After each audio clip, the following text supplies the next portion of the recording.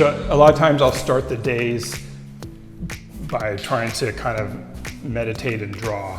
So I'm into this idea of like just warming up my sense of space and sensitizing myself so that I can like do everything in a more heightened visual state. It's like doing scales or for a musician, when they're warming up.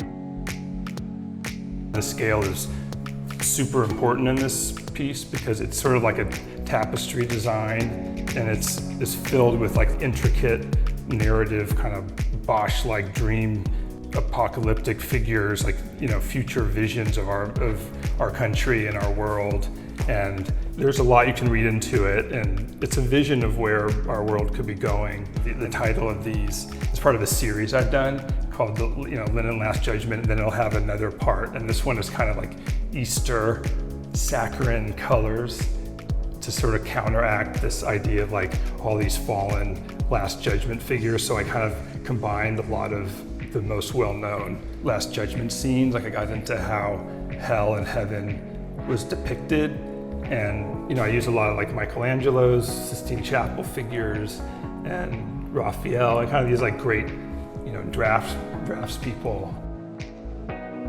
So I got into this idea that like designing objects that could exist in the world was like designing the future and designing things that could exist in multiple iterations. I was into like designing furniture and like domestic objects that had always been around paintings but weren't really considered fine art, like wallpaper. So, and I got into framing, and I was really into painting, and then from the painting kind of emerged to the wall, and the wall to the whole room, and then I thought about wooden furniture and domestic spheres, and then I got into like designing, clocks and buildings and tables and chairs and functional things as kind of an extension of my like little illusionistic worlds that I like to paint in my work.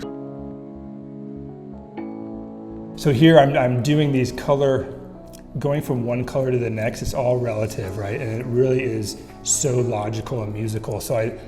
And contrast and this idea of like accuracy in colors, like this color is between this color and this color, like it's equidistant, and thinking about how colors sit in relation to each other on the color wheel is very logical, and you can compose it like music, so the color is a lot like music, and you want it to be kind of lively. And I'm sort of like, bringing the sort of yellow light down into this section, and then I think it'll like fade out as the letters go back in space slightly in this wave.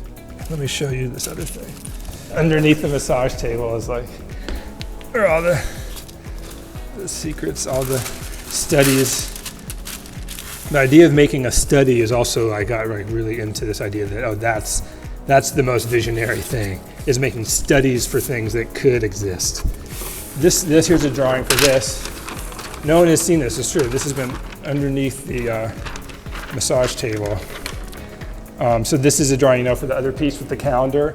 And I'm kind of just like depicting, okay, in this different ideas of little forms of like the zodiac figures for each day, that I get that idea, and I'm like working out how things are going to be carved and doing the shading for all the light. Anyway, and then I have like this is another one. Can you see that? So there's that same idea that each day of the week is here, and it's the landscape, and then with the different zodiac. Anyway. I'm just like a little adolescent kid, who's depicting his world.